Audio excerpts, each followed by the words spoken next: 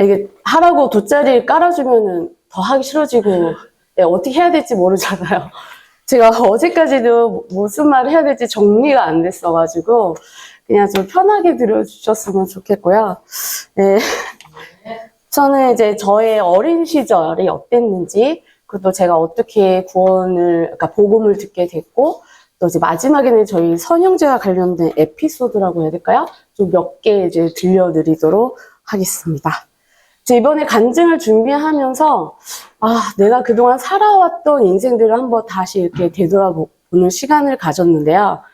그러면서 이제, 내가 이렇게 나의 이 거친 인생들을 하나님께서 참 많이 깎아내셨고, 많이 다듬으셨구나라는 그런 분이라는 걸 생각이 들어서, 제가 이제 하나님은 나의 조각가라고 한번 표현을 해봤습니다. 멋있지 않나요? 네. 아니, 저만 멋있나요? 네. 여기 쌍둥이 아빠, 여기 형제님도 계시는데, 저도 쌍둥이입니다. 근데 일란성이고, 저는 이제 3분 차이로 이제 동생이 되었는데요. 제가 사진을 한 장 준비했는데, 제가 누군지, 어디에 있는지 맞추시겠나요? 제가 예인이한테 물어봤더니, 저쪽은, 네. 잘 모르시겠죠? 저도 모르겠더라고요. 예인이한테 제가 물어봤어요. 엄마 어딘지 맞춰봐라 했더니, 엄마한테 물어보라고 그러더라고요. 맞잖아요. 그래서 저희 엄마한테 물어보니까, 네, 흰색과 여기 분홍색이 저라고 하더라고요. 네. 아무튼, 제가 어렸을 때, 언니하고 여러 차례 이제 꿈을 꾸는데, 나중에 성인이 돼서 언니하고 우연찮게 대화를 하던 중에 서로 같은 꿈을 꾸게 됐다는 걸 알게 됐어요. 이제 얘기를 하다 보니, 이제 저희가 단위 나이 때 같아요. 한 5살, 6살 그때 집안 형편이 어려워서 이제 고아원에서 잠시 살게 됐다는 얘기를 들었거든요. 근데 이제, 친정엄마가 나중에 저희를 고아원에 찾으러 오셨을 때, 그 날이 저희가 이제 캐나다로 입양되기 하루 전이었다고 해요. 알고 찾으러 오신 건 아니었어요. 그래서 아주 가끔은, 내가 캐나다로 입양됐으면 어땠을까? 내 인생이 좀 뭔가 더 멋있게 살지 않았을까? 내가 좀 예술성을 가지고 태어나서 좀 뭔가 이렇게 화려한 삶을 살지 않았어요. 이런 생각을 좀 잠깐 해본 적도 있었습니다. 이렇게 저의 어린 시절은 근데 뭐 즐거운 기억도 있었겠지만 대부분은 굉장히 어두웠어요. 그리고 또 굉장히 공포스러웠고요. 그 당시 아버지들이 뭐 그러신 분들이 많았었는지 모르겠네.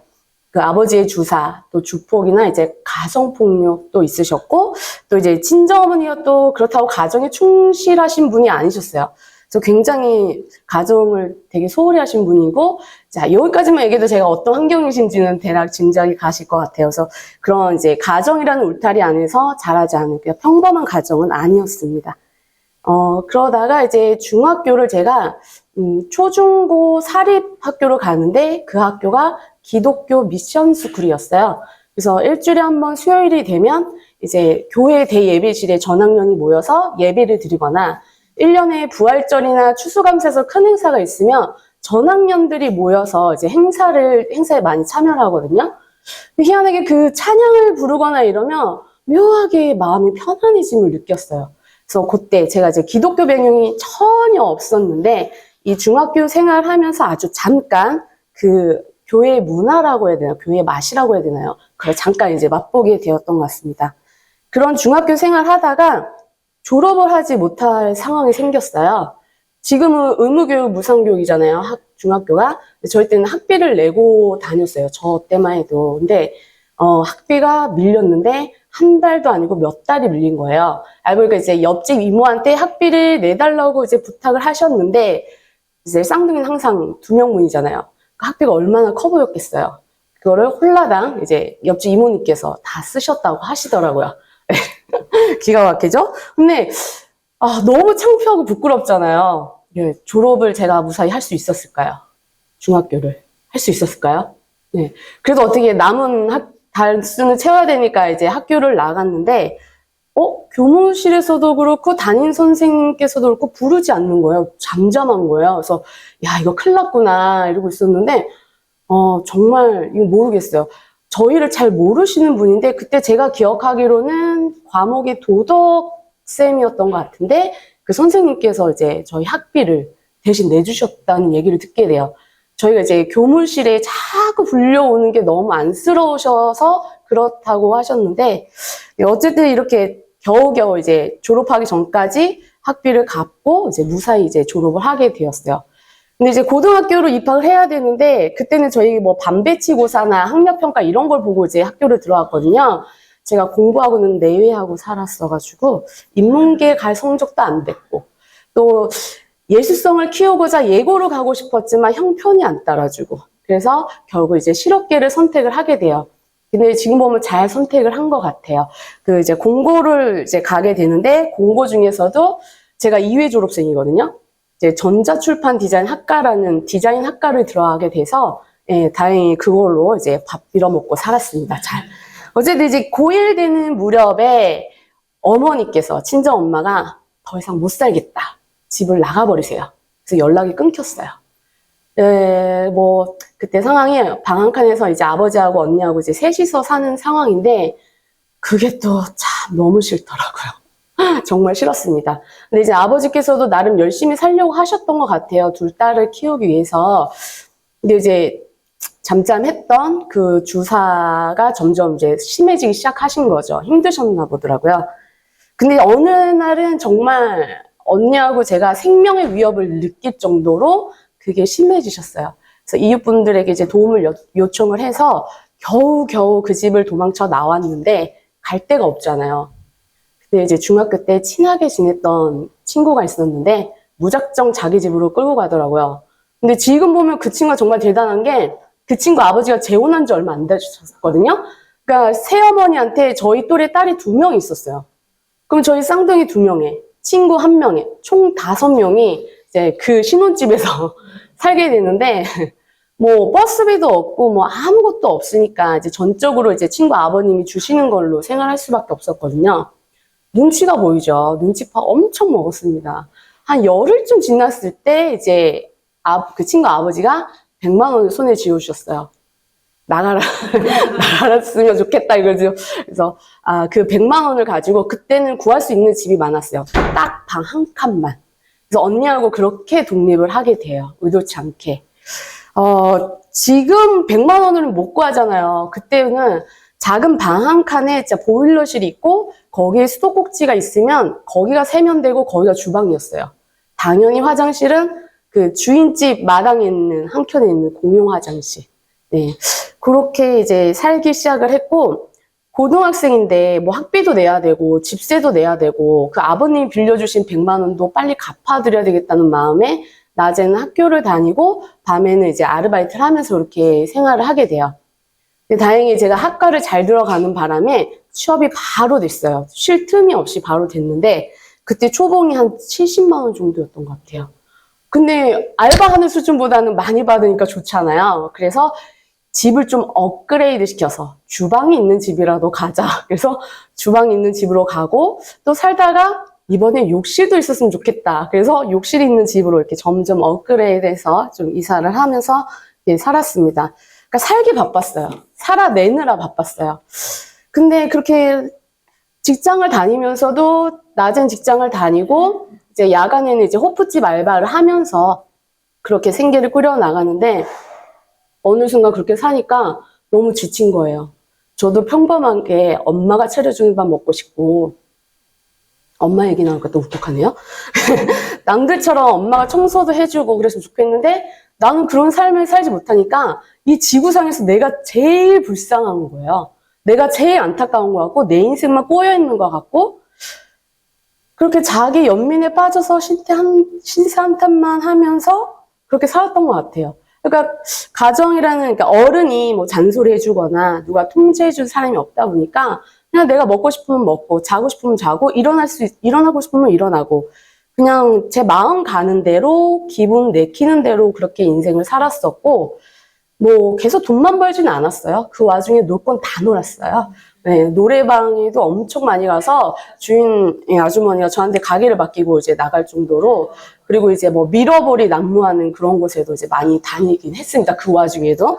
근데 제가 외로움을 많이 타니까 그랬던 것 같아요. 근데 참 지금 보면 하나님 없는 삶은 뭘 해도 공허한 삶이다라는 거를 지금은 이제 생각을 하는데, 이제 그러는 와중에 저희 때 온라인 채팅이 굉장히 유행했습니다. 지금은 범죄로 쓰이기도 하지만 저희 때는 굉장히 순수했어요.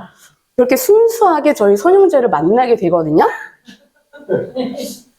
그런데 제가 그때 제가 외로움 많이 탄다 했잖아요. 만난 사람이 2명 있었어요. 하나는 첫사랑이었고 하나는 이제 저한테 매달리는 사람이었는데, 근데 솔직히 제 이상형은 아니었거든요, 손형제가.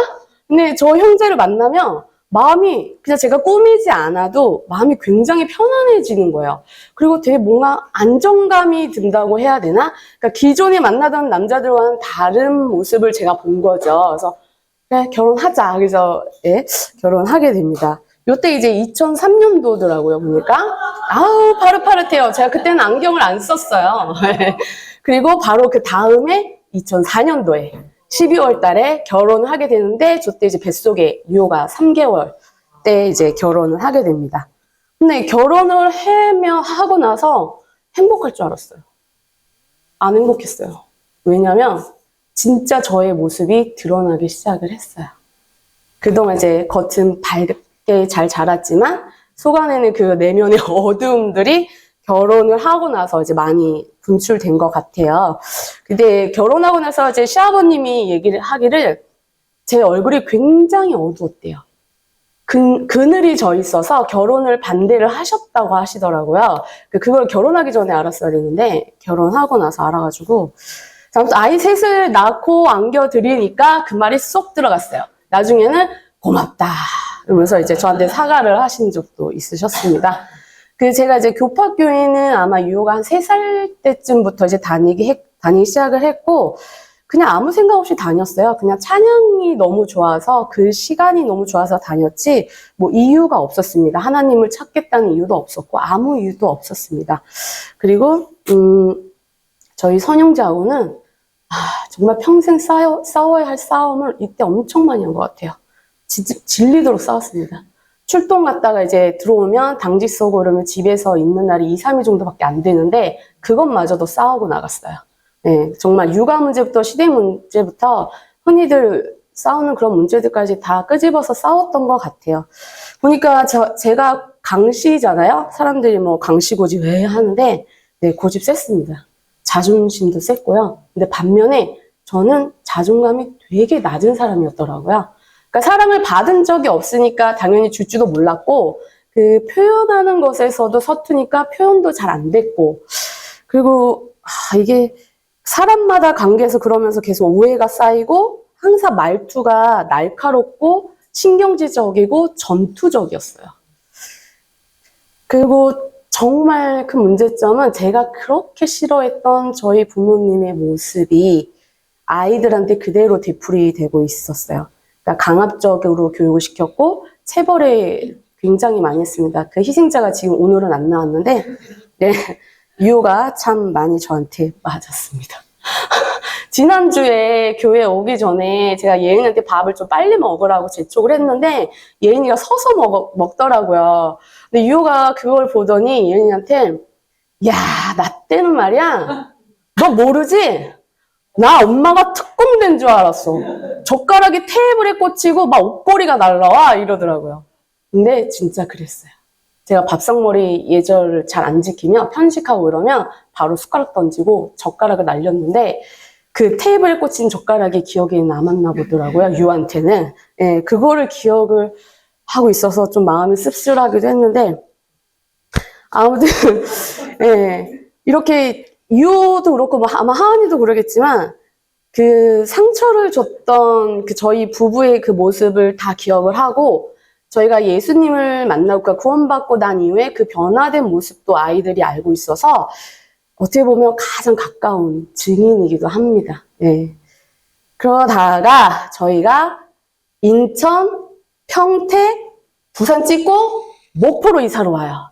네, 근데 이사 왔다고 해서 바뀐 건 없더라고요. 좀 뭔가 삶이 좀 달라질 줄 알았는데 여전히 싸웠고요. 여전히 아이들을 괴롭혔어요. 그러다가 이제 목포의 주황교회라고 해서 좀 제일 큰 장로교회를 다니게 되었는데, 제가 여기서 신앙생활을 정말 열심히 했습니다. 교회에서 할 수 있는 활동을 다 해봤어요. 그 여전도회라는 이렇게 나이대별로 그룹이 나눠지는데, 그때 이제 젊은 사람들끼리 이제 모여가지고 이제 활동을 되게 많이 했거든요. 그래서 보시면 이런 뭐 워십부터 시작을 해서, 딱 봐도 제가 어딘지 알겠죠? 그리고 뭐 찬양부터 해서, 예, 심지어는, 잠깐 보시면, 이거는 인상인데, 아, 이거 좀 부끄러운데. 아무튼, 네. 아무튼, 네, 이런 공연을 목포 시내 한복판에서, 예, 한 1000명 이상 모이는 그런 곳에서 공연을 했는데, 지금 보면은 이거는 주님이 없는, 제 마음에 주님이 없는 그냥 열심으로 했던 신앙생활이었더라고요. 근데 그게 좋은 게 아니잖아요. 잠언 말씀에도 사람을 두려워하면 운후에 걸리게 된다. 여호와를 의지를 했어야 됐는데, 저는 이제 교회 사람들, 그러니까 많이 의지했어요. 교회 사람들을 많이 의지했고, 인정받고 싶고, 그들의 평가와 그런 평판에 이제 어쨌든 제가 이제 좋게 느껴지고자 하는 그런 마음이 더 앞섰던 것 같아요. 그러다가 이제 교회의 어떤 한 분에게, 아까 워십 장면에 있었던 어느 분이세요. 그분이 저에게 엄청난 배신감과 엄청난 상처를 주게 되는 사건이 있었는데, 아마 목포까지의 제 인생 중에서 가장 힘든 시간을 보내게 돼요. 그분 때문에. 너무 괴롭고 너무 분해서 정말 평생 한 번도 해보지 않았던 누군가를 죽이고 싶다라는 이 마음이 강력하게 들 정도로 정말 힘든 시기를 보내고 있었습니다. 그때 한 교회 집사님께서 어린이 전도협회라는 곳을 소개해 주셨어요. 그때 어린이 전도협회 교사 강습회 기간이었는데 그때 한번 해보지 않겠냐. 제가 또 아이들하고 놀 때는 또 엄청 잘 놀아줬거든요. 그 모습을 보고 이제 추천을 해주셨는데 이게 아마 제 인생의 제일 큰 변환점이 되었던 것 같아요. 어린이 전도협회에서는 그 아이들의 눈높이에 맞게 복음을 전하잖아요. 단어라든지 뭐 문장도 그렇게 길게 하지 않아요. 근데 제가 이해가 조금 느려서 어려운 말씀을 잘 이해하지 못하는데 오히려 그곳에서 들은 그 복음이 저한테는 쉽게 들렸던 것 같아요.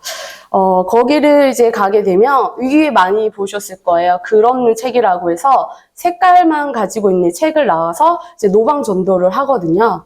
근데 제가 이때는 머리로 달달달달 외워서 이제 나가서 전도하는, 그러니까 복음을 들었지만 머리에만 머물러 있던 그런 상태였던 것 같아요. 근데 나중에는 저희 영동모임 주일학교에서 하는 그 시스템처럼 그런 말씀 훈련을 배우고 그러다가 이제 어린이집이나 유치원에서 똑같이 그 시스템을 적용하면서 그 훈련을 한 3개월 이상 받았던 것 같아요. 근데 참 신기하게도 복음의 말씀은 정말 생명이 있다라고 느껴집니다. 저는 이제 말씀을 전하는 훈련을 받으면서도 제 삶에 조금씩 변화가 일어나기 시작을 했는데, 일단 집에 돌아오면 아이들 셋 쪼르르 앉혀놓고 제가 했던 그대로 이제 복습을 하기 시작을 했었고, 저희 선영재한테 가끔씩 이렇게 기타를 배워둔 게 있었어요. 그래서 잘 치지 못하지만 아이들하고 이제 찬양하는 시간들이 점점 늘어나게 됐어요. 그러면서 이제 저희 큰아이가 되게 정서적, 심리적으로 어려움을 겪고 있을 시기였는데 이걸 통해서 그런지 모르겠지만 엄마와 함께 부르는 찬양 시간 때문인지 모르겠지만 정서적으로 굉장히 회복이 많이 되어져 가는 걸 보게 되었습니다. 그리고 무엇보다 제 안에 이전에는 없었던 평안함, 기쁨, 이런 감사가 매일같이 넘치는데 저도 며칠 그러다 말 줄 알았거든요. 그냥 신앙생활이 잘 되고 있구나, 이 정도로만 생각을 했어요. 그래서 그때 이제 교회분들한테 물어보니까, 아유, 성령이 충만해서 그래.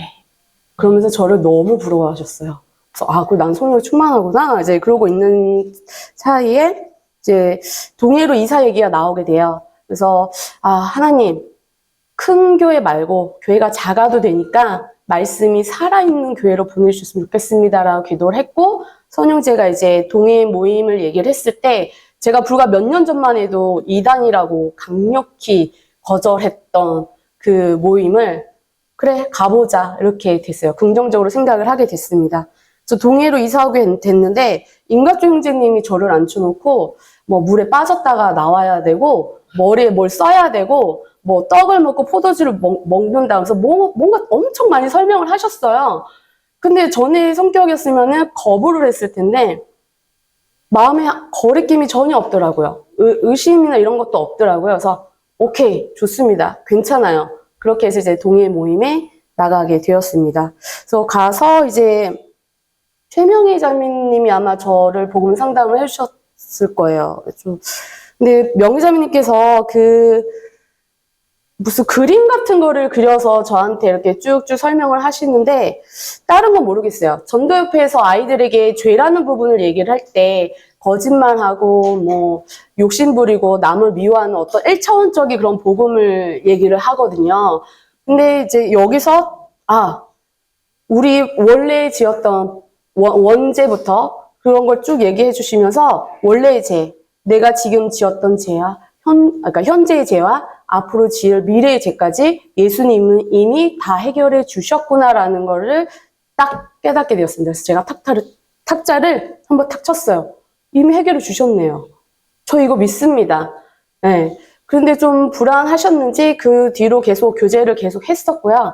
하다가 제가 요한일서 5장 10절에서 12절 이 말씀을 보고 이제 더 확신을 가지게 되었어요. 하나님의 아들을 믿는 자는 생명이 있다고 분명히 말씀하고 계시고 이 말씀이 그 증거구나. 내가 이 증거를 믿는데 이 증거를 믿지 않게 되면 나는 하나님을 거짓말하는 자로 만드는데 내가 어떻게 감히 그래. 그러면서 자꾸 저를 돌아보게 됐을 때 나는 이 증거를 믿는 사람이다라고 저는 확신을 좀 가지게 됐어요. 그래서 그동안 내가 목포에서 들었던 그 복음부터 해서 점점 더 선명하게 확실하게 깨달아지게 되었습니다. 너무 좋잖아요. 이게 뭔가 화질이 선명한 TV를 보는 것처럼 너무 좋아서 그때 선영제가 동해교회 잔디밭에서 어슬렁거리고 있었을 때였어요. 제가 교제를 끝나고 너무 좋아서 막 펄쩍펄쩍 뛰어나가지고 오빠 나 구원받은 거는 것 같아. 나 구원 받았어! 이렇게 얘기했거든요. 아무 말을 안 하는 거예요. 표정이 새카만한 거예요. 뭐지? 왜 그랬을까요? 네. 목포에 있을 때 치고받고 많이 싸웠잖아요. 근데 동해에서 갑자기 제가 먼저 구원을 받았다고 하니 안 믿어졌을 것 같아요. 그래서 생각이 많아진 건지 저를 너무나 잘 알고 있기 때문에 저의 모습을 그래서 네가 구원을 받았어? 약간 이런 눈빛으로 저를 봤던 것 같아요. 제 기억에는. 네, 아무튼 그렇게 해서 저는 이제 구원을 받게 되었고요. 아마 제가 구원을 받지 못했다면 저는 충분히 나쁜 삶을 살고 있었을지도 몰라요. 네. 근데 하나님은 저를 절대 포기하지 않으셨던 것 같아요. 그런 환경을 통해서 사람들을 통해서 저를 계속 깨트리셨고 가장 적절한 때에 그 복음 어린이 전도협회를 통해서 복음을 듣게 하셨거든요. 네, 그렇게 해서 제가 2014년에 2월에 동해 이사 오고 2014년 5월에 바로 침례 순종해서 자매가 되었습니다. 근데 동해 모임에 와서 한 3년은 뭐든지 다 할 수 있을 것 같았어요. 너무 기뻤어요. 너무 기뻤는데 그것도 신앙생활이 참 쉽지가 않더라고요. 왜냐면 많이 울기도 했고요. 많이 넘어졌고요. 많이 실패도 해봤습니다. 근데 정말 감사하게도 그런 와중에 하나님은 넘어질 듯 말 듯 하면 저를 말씀을 보게 하시고 찬양을 부르게 하시고 찬양을 듣게 하시면서 저를 계속 일으키시더라고요. 그래서 지금까지 이렇게 오게 되었는데 왜 동해 모임으로 오게 하셨을까라고 늘 궁금했던 게 구원받고 나서의 나도 아직 인간이 덜 됐기에 더 단단하게 저를 더 만들려고 하시지 않았나 이런 생각이 들었고요. 제가 용동 모임에 오기 전에 기쁨의 말씀들을 굉장히 많이 보여주셨거든요. 그래서 참 충만한 기쁨, 영원한 즐거움은 우리가 주님 안에 있을 때 비로소 발견되는 것이구나라는 생각이 들어서 제가 올해의 신앙의 목표라고 해야 될까요? 신앙의 다짐이라고 해야 될까요? 올해는 하루를 살아도 기쁨으로 살자라는 게 제 이제 올해의 신앙 다짐이 되었습니다.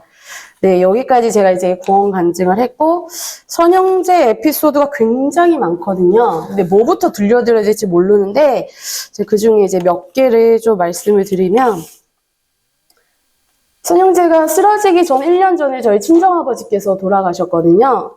저희 모임에 계시진 않으셨고, 행여자라고 해서 주민등록증이 없는, 그러니까 한마디로 노숙자 생활 하시다가, 예, 그 사연이 굉장히 길어요. 아무튼 굉장히 돌아가시 전에 이제 좀 허무하게 좀 돌아가셨어요. 그러니까 그 일이 1년도 안 돼서 선영제가 쓰러진 거였거든요. 그러니까 얼마나 마음이 참 그랬겠어요. 그래서 게다가 이제 장례를 치러야 한다는 말을 총 4번을 듣다 보니까 제정신이 아니더라고요.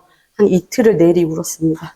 이틀을 내리 울었고, 제가 이제 사진에서 보여드리면, 요게 이제 제 자리였어요. 제가 이제 키가 작다 보니까 충분하더라고요. 네. 그래서 요게 자리였고, 저 복도 맨 끝에서 이제 스탠드를 삽입하거나 시술하는 곳이고, 그 중간이 이제 바로 중환자실이었어요. 제가 나중에는 저 중환자실이 이렇게 자동문이어서 그쪽으로 자리를 옮기게 되거든요. 그 자동문이 열리면 그 자리가 우리 선영제가 누워있던 오른쪽 침대 끝편이 보이는 자리예요. 그래서 제가 그 자리를 고집을 하고 앉아 있었던 이유가 그것 때문에, 그거 잠깐 보려고, 그 몇 초 사이에 그걸 보면서 기도해 주려고, 찬양 불러주려고 그 자리에 앉아 있었습니다. 근데 앉아 있는데, 이게 선영제가 평소 불렀던 그런 찬양들이 계속 떠오르는데, 야, 니 미쳤구나. 지금 형제가 생사를 오고 가고 하는 상황에 네가 찬양을 부르는 게 말이 돼? 근데 계속 떠오르는 거예요. 근데 떠오르는 게 멈추는 게 아니라 이게 입으로 막 흥얼거려요. 그 중환자실에 다른 보호자분들도 있는데 아마 저를 좀 이상하게 봤을 수도 있을 것 같아요. 막 흥얼거리면서 막 허밍을 하니까. 근데 제가 그 단체 톡에 올려드렸던 토기장이라는 찬양이 있어요. 그게 제가 제일 많이 들었던 찬양이에요. 하나님께서 우리 손가락을 만드시고, 손가락뿐만 아니라 거기 있는 지문도 만드시고, 또 심장을 빚으시고, 그 심장에 호흡을 불어넣으시고, 그런 가사들 하나하나가 하나님이 우리를, 인간을 창조하신 그 마음이 너무 격하게 느껴져서 그 찬양을 좀 많이 들었던 것 같고요. 그리고 제가 제일 먼저는 살려달라고 기도를 했어야 됐는데, 주님 살려주세요 이 말이 안 나왔어요. 저는 되려 그가 오신 이유라는 그 찬양 가사에서 지으신 그대로 회복시킨 우리의 창조주 그리스도, 딱 이 찬양 가사 하나만을 붙들고 기도를 했습니다. 그래서 주님 잘 아시잖아요. 아직은 선영제가 갈 때가 아니라는 거, 아직은 선영제가 이 땅에서 남아서 해야 할 일이 너무 많다라는 거 아시지 않습니까? 그냥 주님 지으신 그대로 선영제 회복시켜 주세요라고 이 찬양 가사를 붙들고 기도를 많이 했던 것 같습니다. 그리고 이거는 제가 한 번도 꺼내보지 않았는데 수첩이거든요. 근데 이제 끝까지는 못 채웠어요. 한 반 정도 썼는데, 선영제가 병원에 있을 때 어떻게 쓰러졌고 또 어떻게 치료했는지, 또 의사 선생님들이 어떤 말을 했는지, 또 심장이 좋은 음식, 먹으면 안 되는 음식, 아니면 그때그때 제 기분에 따라서 느껴지는 감정들, 여러 이야기들이 있더라고요. 근데 대부분 제가 선영제를 그렇게 사랑하는지 몰랐는데 오글거리는 부분들이 굉장히 많기는 해요. 그래서 궁금하시면 제가 보여드릴 수도 있습니다. 네, 일기장에서 3번쯤 우리 성도님들하고 같이 생각해봤으면 하는 부분이 있어서 말씀을 드릴게요. 저희 선영제 어머니의 바로 큰언니분이 그 교파교회에 다니시는데 나름 좀 어깨에 힘이 올라가시는 분이세요. 왜냐면 딸이 둘이 있고 그 딸의 사이들이 전도사의 목사에 나름 이제 괜찮다고 이렇게 소위 말하는 그런 직업을 가지셨다고 하는데, 그 사건을 제가 일기장에 이렇게 썼더라고요. 제가 읽어드리겠습니다. 읽기 전에 적어놔야지. 서울 이모님 전화를 받았다. 어머님이 바꿔주셨다. 별로 받고 싶지 않았다. 네, 여보세요? 제가 하다가 성대모사를 하는 경향이 있다. 버릇이 있어가지고 좀 이해를 해주세요. 너 기도하는 사람이잖아. 기도하는 사람이지? 하나님이 나사로 살리셨잖아. 내가 아무리 기도해봐도 이거밖에 없더라. 상민이 너희 신랑 하나님한테 살려달라고 간절히 기도해. 너희 어머니 아버지 구원할 수 없잖아. 네가 구원시키겠다고 그렇게 기도해. 그 밑에 제가 코멘트를 아주 깊은 한숨을 쉬었더라고요. 이게 맞나? 살려만 주면 어머니 아버지 구원받게 하겠다고? 주님 이거 맞아요? 맞는 거예요? 이모님 엄청나다. 정신이 번쩍 들면서 화도 났다. 전혀 위로가 되지 않은 말들이다. 마치 욥의 새 친구 중에 하나 같다. 암튼 급발진 음료는 또 씩씩대면서 투툴거렸다. 라고 제가 이렇게 적어놨더라고요. 그 이모님이 하신 기도 어떻게 생각하시나요? 묘하게, 그죠? 묘하게 맞는 것 같으면서도 묘하게 좀 뭔가 아닌 것 같다는 생각 안 드세요? 저는 그 당시에 어떤 생각이 들었냐면요. 제가 수첩에도 또 적어놨더라고요. 며칠 있다가 제가 사사기 11장을 봤었나 봐요. 거기 사사기 11장에 입다의 딸에 관한 이야기가 나와요. 근데 그 입다가 암몬 자손과의 그 싸움에서 이기게 해주면 자신이 싸움에서 이기고 집으로 돌아갔을 때 자기를 제일 먼저 맞이한 사람을 하나님한테 제물로 드리겠다라고 하나님한테 약속을 하는 장면이에요. 제가 이제 그 얘기를 보고 결국에는 전쟁에서 이기고 돌아왔는데 그 딸이 제일 먼저 나와서 춤추면서 아버지를 맞이해 준 거죠. 근데 하나님한테 약속을 했잖아요. 그래서 결국 그 딸이 아버지의 손에 죽게 됩니다. 결국은 하나님한테 이렇게 함부로 서운하면 안 된다라고 제가 적어 놓으면서 이 기도가 맞는 기도인가요? 하면서 물음표로 적어 놨더라고요. 그래서 요런 일도 있었고요. 자, 요거는 뭘까요? 이거는 선영제가 의식이 조금씩 돌아오면서 이제 의사소통이 안 되니까 제가 수첩에다가 자음 모음을 적어봤었어요. 근데 그래도 의사소통이 안 돼서 손에 힘이 조금이라도 들어가면 적어봐라 했더니 뭐라고 적었냐면요. 저희 큰애의 별명이 호칭으로 불러요. 애칭을. 호칭, 사랑해 라고 적은 거예요. 그렇게 하니까 좀 알아보시겠죠. 네, 그래서 두 번째는 못 알아보실 것 같아요. 근데 이거는 혼났습니다. 선영제. 간호사분한테 혼났어요. 저도 살 수 있어. 그래, 오빠 살 수 있어. 막 이러면서 응원을 했었어요. 근데 그게 아니라고 고개를 절레절레 거리는 거예요. 봤더니 탄산이 먹고 싶다고. 탄산을 적어놓은 거래요. 그래서 거기 간호사분이 한 잔 안 돼요. 탄산 안 돼요. 하면서 혼났던 적도 있었고요. 제가 또 이제 눈물의 차도박이 사건이 있었어요. 이제 그 선망 증상 때문에 심리적으로 불안해서 치료를 거부하던 시기가 있었어요. 그래서 보호자하고 같이 있으면 치료를 잘 받을 수 있을 것 같아서 그날 당일날 갑자기 이제 집중 치료실, 일반 병동으로 옮기게 되었거든요. 근데 이제 병동에 있다고 생각하니까 좀 위안이 됐나 봐요. 조금 마음이 편해졌는지 제가 병원에 있을 때 밥을 잘 먹었는데 밥을 먹으러 나갔어요. 그때 잠든 것 같아서. 그래서 이제 몰래 나와서 이제 밥을 먹었는데 차돌 된장찌개를 시켜서 한 2숟가락 먹었을 때 병원에서 전화가 옵니다. 보호자님 빨리 오세요. 입에 밥을 이제 물고 오물오물 먹고 막 뛰어갔어요. 창문에 매달려서 온몸에 피투성이가 돼가지고 자기 이제 가야 된다고 난리를 치는데 와 진짜 그 모습은 진짜 제가 다시 표현을 할 수가 없을 정도입니다. 아무튼 근데 그렇게 먹었던 차돌 된장찌개가 너무 생각이 나는 거예요. 알고 보니 그 집이 차돌 된장찌개 맛집이었어요. 네, 그래서 가끔 이제 춘천에 갈 일이 있거나 같이 병원에 가게 되면 거기 가면 차돌 된장찌개 꼭 먹고 옵니다. 네, 그래서 저한테 이 눈물의 차돌 된장찌개 네, 아직도 또 먹고 싶긴 한데요. 또 감사한 일이 되게 많아요. 그 심폐소생술을 하면 뼈에 금이 가거나 이제 멍이 들어야 되는데 하나도 그런 게 없었어요. 그래서 정말 몸이 가슴 쪽이 깨끗했거든요. 그런 걸 생각할 때 참 감사가 되어졌고요. 그 기억력이 참 잘못하면 바보가 될 수도 있었는데 바보가 안 된 거, 멀쩡한 거. 그 기억력이 좀 떨어지긴 했지만 저렇게 살아있는 것만으로도 어쨌든 참 감사가 되고 또 그 밖에도 제가 병원에 있을 때 혹시나 제가 이제 걱정이 많이 되셔서 찬양으로 저를 위로하셨던 분들이 좀 계세요. 네, 이 자리에도 이제 한 사람 계시는데 최수호 형제님께서 큰딸 수빈이 함께 이제 찬양을 부르는 모습을 보내주셨는데 솔직히 사람이 힘든 일이 있을 때 그런 고난이 있을 때 쉽지 않습니다. 찬양을 부르는 게 굉장히 어려워요. 그런데 나도 제가 기억하기로는 그때 신자매님도 몸에 안 좋으셨다고 제가 알고 있거든요. 근데 나도 힘들고 상대방도 힘들고 그런 상황에서 찬양으로 위로를 해주고서 이렇게 보내는 거에 대해서 저는 굉장히 마음에 감동이 됐었습니다. 그래서 참 너무 다시 한번 감사를 드립니다.